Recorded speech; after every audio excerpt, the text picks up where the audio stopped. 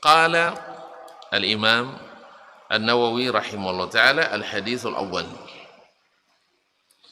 an Amirul Mu'minin Umar bin Al-Khattab radhiyallahu ta'ala anhu qala sami'tu Rasulullah sallallahu alaihi wasallam yaqul innamal a'malu binniyat wa innama likulli imri'in ma nawa faman kanat hijratuhu ila Allah wa rasulih fahijratuhu ila Allah wa rasulih wa man kanat hijratuhu lidunya yusibuha aw imra'atin yankihuha fahijratuhu ila ma hajara ilaih.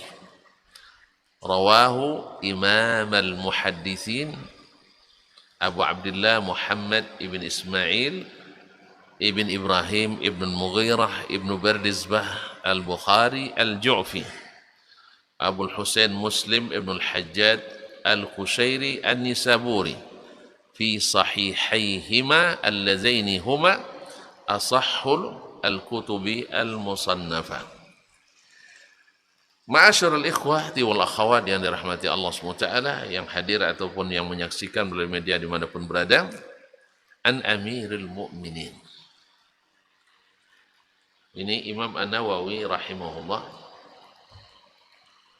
di samping makna hadis, beliau juga memilih perawinya. Subhanallah, bertepatan di sini. Yang pertama bergelar Amirul Mukminin, di antara khalifah-khalifah adalah Umar ibn Khattab radhiyallahu anhu. Amirul Mukminin.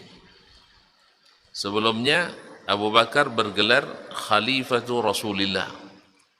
Khalifatu Rasulillah sallallahu alaihi wasallam.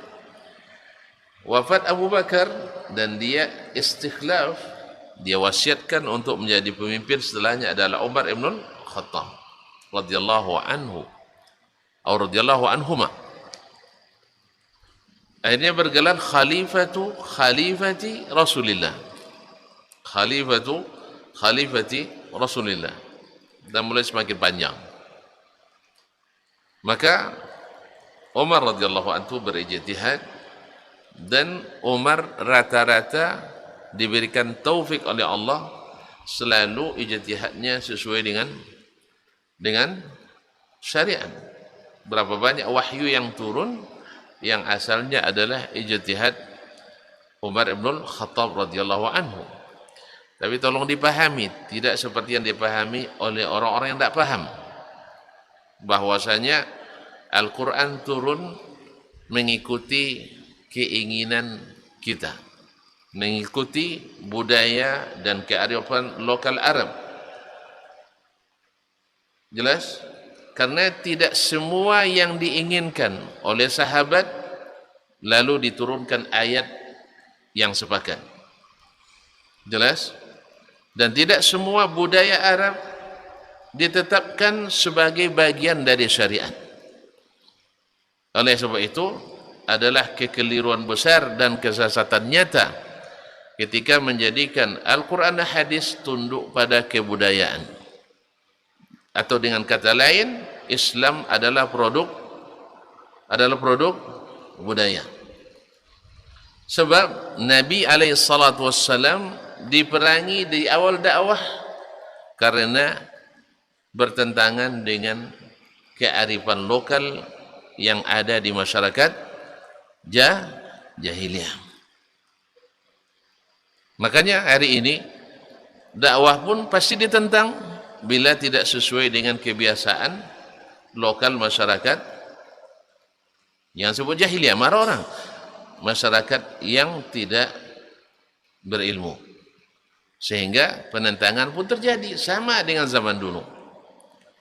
Makanya kaum muslimin dan muslimat yang dirahmati Allah, hari ini banyak orang menentang dakwah yang kembali kepada sunnah Nabi SAW dengan alasan tidak sesuai dengan kearifan lokal, kebiasaan nenek moyang. Itu juga dulu menjadi alasan bagi Abu Jahal dan kawan-kawan menolak dakwah Nabi alaihi salatu wassalam. Aja'al al-alihata ilahan wahidah. Dia nak menjadikan Tuhan yang banyak menjadi satu saja. Dalam hitungan mereka banyak aja tidak cukup, apalagi satu.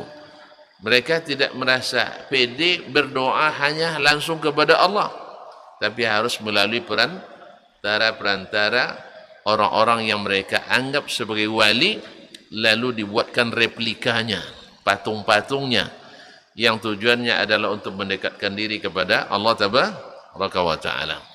Ma'asyiral ikhwan yang dirahmati Allah. Jadi turunnya ayat dan datangnya hadis bukan menyetujui semua kebiasaan jahiliyah atau budaya Arab pada waktu itu. Antum lihat, orang Arab dulu di antara kebiasaannya adalah apa di antara kebiasaannya? Membunuh anak perempuan yang lahir, dikubur hidup-hidup. Apakah Nabi menyetujui? Tidak. Berarti Nabi nak berubah budaya atau melestarikan budaya? Merubah. Yang dirubah adalah yang menyimpang. Sebagaimana hari ini seluruh budaya menyimpang, ya harus dibetulkan. Dan seluruh budaya yang lurus harus digiatkan. Sebab berapa banyak budaya yang aslinya bukan budaya kita, tetapi seperti kata Pak Tenas Effendi, seperti adat itu ada terbagi 3. Ada kalian pelajari, ada adat istiadat, itu asli. Ada adat yang diadatkan, satu kebiasaan baik orang lain lalu kita adopsi menjadi adat istiadat kita. Kemudian ada adat yang teradatkan, sebenarnya bukan adat, tetapi karena banyak yang melakukan tidak sanggup lagi untuk dibendung sehingga menjadi seolah-olah menjadi budaya kita, padahal bukan budaya kita. Jelas? Demikian juga yang terjadi dengan seluruh bangsa, termasuk orang Arab di masa jahiliyah. Mereka banyak meniru orang lain yang mereka tidak berilmu menerimanya, padahal bertentangan dengan sebenarnya kearifan lokal yang ada. Ma'asyarul ikhwah yang dirahmati Allah. Orang Arab jahiliyah, kaum wanita tidak mewarisi, sah? Itu tradisinya. Apakah ini diteruskan oleh Nabi sallallahu alaihi wasallam? Tidak. Akhirnya wanita diberikan hak mewarisi. Kalau sebelumnya menjadi bagian dari warisan. Saya, andainya ayah saya punya istri 5, di masa jahiliyah kan boleh 5, boleh 10, sah? Ini tradisi jahiliyah. Istri tidak ada batasnya. Lalu Nabi rubah, bukan Nabi, Allah perintahkan ke Nabi untuk merubahnya, bahwa menikah hanya boleh 4 per 1. Tapi di sini 1 cuma boleh 4. Itu kalau sanggup. 1 aja kalian belum sanggup, bilang 4 pula. Nah, tidak ada cerita tuh. Apalagi kalau sudah jadi PNS ini, harus izin istri pertama. Mana ada keluar izinnya? Makanya kalau siapa yang jadi presiden nanti cabut PP nomor 10 itu ya. Itu udah basi tuh, orde baru kok dipertahankan juga.